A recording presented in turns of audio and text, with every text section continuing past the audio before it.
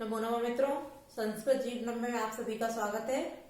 तो मित्रों, हम लोग अपनी व्याकरण की कक्षा में उपस्थित हैं और कल तक हम लोगों ने आदि संधि का अध्ययन कर लिया था, जिसमें हम लोगों ने एचो एवा यावा वांतो ये प्रत्यय और अध्व परिमाणे च सूत्रों का अध्ययन कर लिया था। अब क्योंकि हम लोग संधि प्रकरण जो है लघु सिद्धांत कौमुदी के अनुसार पढ़ रहे हैं, तो आज हम लोग जो कि गुण संधि का अध्ययन करेंगे। तो गुण संधि के अध्ययन में हमारा जो लघु सिद्धांत कौमुदी के अनुसार है वो अगला सूत्र है हमारा अदेंग गुणा। अदेंग गुणा। अब जैसा कि हम लोग हमारी संज्ञाओं वाली कक्षा में हम लोग पढ़ चुके हैं कि जो अदेंग गुणा सूत्र है वो सबसे पहले हम यही जान लेते हैं कि यह जो हमारा सूत्र है ये किस प्रकार का सूत्र है। तो क्योंकि अदेंग गुणा जो है वो क्या करता है, गुण संज्ञा करता है, और गुण संज्ञा करने के कारण यह जो हमारा सूत्र है ये कैसा सूत्र है, ये हमारा संज्ञा सूत्र है। संज्ञा सूत्र, क्योंकि इसका अध्ययन हम लोग संज्ञाओं में कर चुके हैं। तो किंतु हम लोगों की जैसा कि लघु सिद्धांत कौमुदी का अध्ययन कर रहे हैं, तो उसके अनुसार यहाँ गुण संधि में जब हम अध्ययन करते हैं तो सबसे पहले यही आ जाएगा अदेंग गुणा। क्योंकि गुण संधि का जब हम अध्ययन करेंगे तो सबसे पहले हमें ज्ञात होना चाहिए कि गुण संधि में गुण संधि होती किसकी है। तो उसके लिए जो सूत्र है हमारा अदेंग गुणा ये बताता है, यह क्योंकि संज्ञा करता है तो ये संज्ञा करके बताता है कि किन किन वर्णों की क्या होती है, गुण संज्ञा होती है। तो आइए हम सबसे पहले हमारा जो सूत्र लिखा हुआ अदेंग गुणा, इसको पहले भिन्न भिन्न करके लिखते हैं। तत्पश्चात हम इसको जान लेंगे कि इसकी जो संज्ञा होगी वो किस प्रकार से होगी और किन किन वर्णों की होगी। तो सबसे पहले इसकी जो वृत्ति है उस वृत्ति को भी हम लिख लेते हैं। अद एंग, अद एंग च गुण संज्ञा, गुण संज्ञा स्यात्। अद एंग च गुण संज्ञा स्यात्। अब यह जो इसकी वृत्ति है और यहाँ जो सूत्र लिखा, इन दोनों ही चीजों से हम गुण संज्ञा जिन जिन वर्णों की होती है आज हम उसको पहले क्लियर कर लेते हैं। तो यहाँ जो हमारा अद एंग च गुण संज्ञा स्यात्, अब ये हमारी जो वृत्ति क्या कह रही है कि अद और एंग, च माने और, तो अद और एंग इन दोनों की ही क्या होती है, गुण संज्ञा हो जाती है, गुण संज्ञा हो। ठीक है, अब हम इसको जैसे कि यहाँ भी कहा है, इसको हम जब भिन्न भिन्न करेंगे तब भी ये निकल के आएगा। हमें जब इसको तोड़ेंगे तो अत, अद और फिर एंग और उसके बाद गुण लिखा हुआ है, तो अद एंग गुण, अद एंग गुण। अब यहाँ जो हम देखते हैं अद जो लिखा हुआ है, तो द क्योंकि हलंत्य है और जब हलंत्य है तो इसका हलंत्यम सूत्र से क्या हो जाएगा, हमारा लोप हो जाएगा। तो जब लोप हो जाएगा तो हमारे पास क्या बचा है, अ। अब हम आगे देखते हैं, यहाँ जो हमारा एंग लिखा हुआ है, यह एंग क्या है, हमारा एंग प्रत्याहार है। और एंग प्रत्याहार में कौन कौन से वर्ण आते हैं, तो एंग प्रत्याहार में ए और ओ वर्ण आते हैं। एंग प्रत्याहार में कौन कौन से, जब एंग प्रत्याहार आप बनाएंगे तो ए और ओ वर्ण आते हैं। अब हमारे क्या निकल गया है, अ ए ओ। यह जो हमारे तीन वर्ण हैं, इन तीनों वर्णों की क्या होती है, गुण संज्ञा हो जाती है। इन तीनों ही वर्णों की गुण संज्ञा होती है। ठीक है, अदेंग गुणा सूत्र हमने जान लिया, यह क्या करता है, यह संज्ञा करता है और किन किन वर्णों की संज्ञा करता है। तो इसको हमने देखा अदेंग में ही कहा गया, अदेंग की ही गुण संज्ञा करता है। और अदेंग क्या है, तो अत एंग यानी कि आ और ए और ओ जो तीन वर्ण हैं यह हमारे अदेंग है और इन तीनों की ही क्या हो जाती है, गुण संज्ञा हो जाती है। ठीक है, अब इतना हम लोगों ने जान लिया है। अब तो इसके बाद जो हमारा अगला सूत्र कहा गया है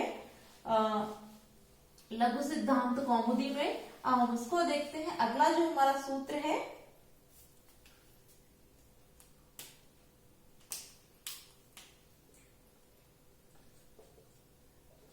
अगला है हमारा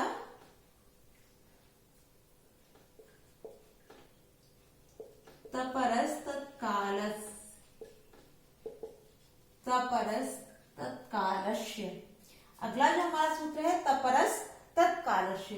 अब यह सूत्र हमारा क्या है, यह भी हमारा संज्ञा करता है और संज्ञा करने के कारण यह भी हमारा सूत्र कैसा हो जाता है, यह भी हमारा संज्ञा सूत्र हो जाता है। ठीक है, यह भी हमारा संज्ञा सूत्र हो जाता है। और संज्ञा करने के साथ साथ यह सूत्र हमारा निषेध भी करता है, अर्थात यह संज्ञा भी करता है और संज्ञा के साथ साथ निषेध भी करता है। तो यह संज्ञा सूत्र के साथ साथ निषेध सूत्र भी होता है, अर्थात यह संज्ञा सूत्र भी है और निषेध सूत्र भी है। ठीक है, अब यह निषेध किसका करता है या यह सूत्र हमारा क्या कहता है, इसको हम जानते हैं। तो सबसे पहले हम इसकी भी वृत्ति लिख लेते हैं, जो कि है तह परो यस्मात्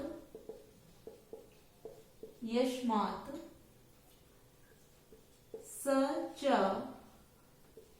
तात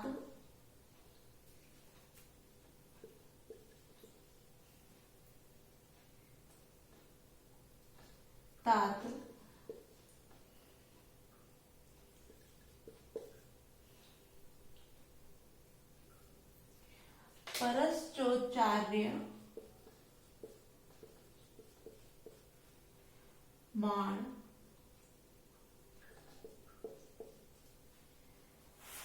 समकालस्यैव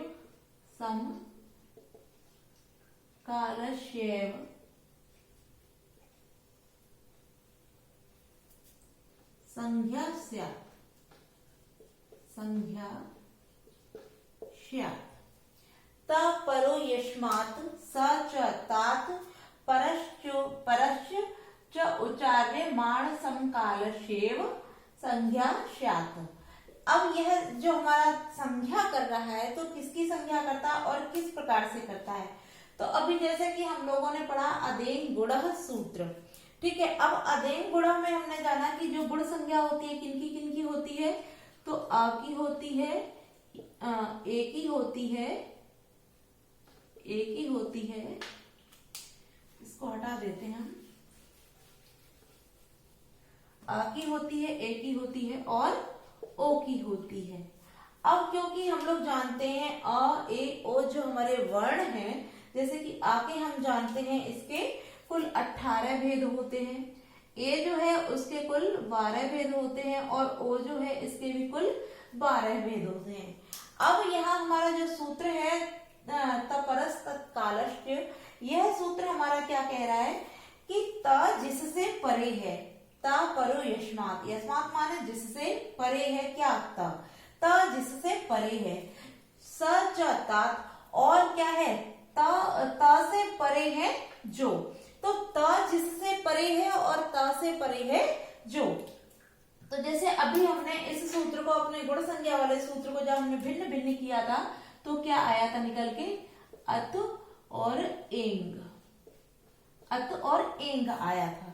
ठीक है, अब यहाँ हमने देखा यहाँ त लिखा हुआ है, तो यहाँ क्या रहा है त परो यस्मात्, यस्मात् मतलब जिससे परे है, क्या त जिससे परे है। तो यहाँ त किससे परे, पहला पॉइंट हमारा यहाँ जो दिया है कि त जिससे परे है, तो त किससे परे है, अ से परे है। ठीक है, इसको लिख लेते हैं, त जिससे परे है। ठीक है, त जिससे परे है, तो त जिससे परे किससे है, आ से परे है, ता, क्योंकि ता बाद में है और आ पहले है, तो ता किससे परे है, आ से। तो यहाँ जो वर्ड आएगा वो क्या आ जाएगा हमारा, आ जाएगा। अब कह रहा है कि और ता से परे, पश्च माने परश्च मतलब बाद में, और ता से बाद में, परश्च मतलब बाद में है जो। तो दूसरा पॉइंट जो हमारा क्या हो गया, ता से परे है, ता से परे है जो, तो ता से परे है जो। अब हम उसको देखते हैं, तो यहाँ हमने देखा ता और ता के बाद में एंग दिया, एंग क्या है, प्रत्याहार है, और एंग प्रत्याहार में कौन कौन से वर्ण आते हैं, तो ता के बाद क्या आ जाएगा, ए और ओ। ठीक है, अब यहाँ ये शब्द आ गया क्योंकि ता से परे ही है। यहाँ पर हमने देखा ता जिससे परे है तो आ से तो आ गया पहले वाले में। ठीक है, और ता से परे है तो ए और एंग प्रत्यार में जो हमारे दो वर्ण आते हैं, ए और औ।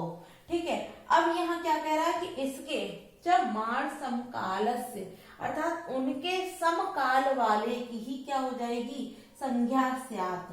उनके समकालीन यानी कि अ ए ओ और इनके ही जो समकालीन होंगे उन्हीं की क्या हो जाएगी, उन्हीं की गुण संख्या हो जाएगी। क्योंकि जैसा कि अब हम इसको पहले हटा देते हैं तब आपको अच्छे से समझ में आएगा, क्योंकि इसको क्लियर करना बहुत आवश्यक है। अब देखते हैं हम, जैसे कि हम लोग सभी जानते हैं, अभी तक हम लोगों ने अध्ययन किया कि आ जो स्वर है हमारा ए है ओ है, यानी कि आ से लेकर ए ओ तक जो भी हमारे 9 वर्ण हैं उन सभी के कुल कितने कितने भेद होते हैं यह सभी हम लोग जानते हैं। तो आ है जो हमारा, उसके कितने भेद होते हैं, कुल 18 भेद होते हैं। ए जो हमारा वर्ण है उसके कुल कितने भेद हैं, 12 भेद हैं। और ओ जो हमारा वर्ण है इसके कुल कितने भेद हैं, इसके भी कुल 12 भेद हैं। अब जैसा कि हम इतना तो जानते हैं कि आ के 18, ए के 12 और ओ के 12 भेद हैं। अब यहाँ तपरस तत्कालश जो हमारा सूत्र आया, इसने क्या कहा कि ता जिससे परे है और ता से परे है। अब ता से परे और ता परे है जिसके वो कौन कौन से वर्ण हमारे हो गए, वो हमारे यहाँ हो गए हैं आ ए और ओ। अब यहाँ इस सूत्र ने क्या कहा कि इनके समान काल वाले जो वर्ण होंगे, अर्थात इनके समान काल वाले जो वर्ण होंगे उन्हीं के यहाँ संज्ञा हो जाएगी। कौन सी संज्ञा, उन्हीं की गुण संज्ञा होगी। अब यहाँ अदेंग गुणा में जो ये 3 वर्ण दिए हैं, अब यहाँ जो आ दिया वो कौन सा दिया, ह्रस्व दिया है। तो यहाँ जो गुण संज्ञा होगी वो किसकी होगी, यहाँ गुण संज्ञा केवल ह्रस्व की ही होगी। यहाँ जो ए दिया है ये ए और ओ इनका कभी ह्रस्व नहीं होता, अर्थात यह सदैव दीर्घ होते हैं, इसी कारण इनके 12 भेद कहे गए हैं। अब जब क्योंकि इनके 12 भेद हैं तो यहाँ जो इनके भेद हैं, यहाँ किस भेद में ये प्रयुक्त है, यहाँ ये अपने दीर्घ भेद में, इनके दीर्घ और प्लुत होता है। तो यहाँ ए और ओ ये दोनों हैं अपने दीर्घ वाले भेद में उपस्थित हैं। तो यहाँ आ जो है वो ह्रस्व में है, ठीक है, ए जो है वो दीर्घ में है और ओ जो है वह भी हमारा दीर्घ में है।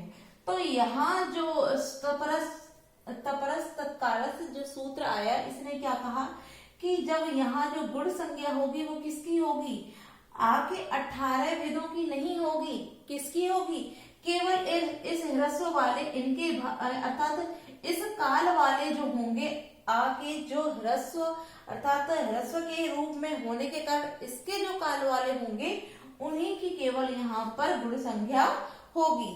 तो जब ह्रस्व की होगी तो केवल कितने भेदों की होगी, तो कुल 6 भेदों की यहाँ गुण संख्या होगी।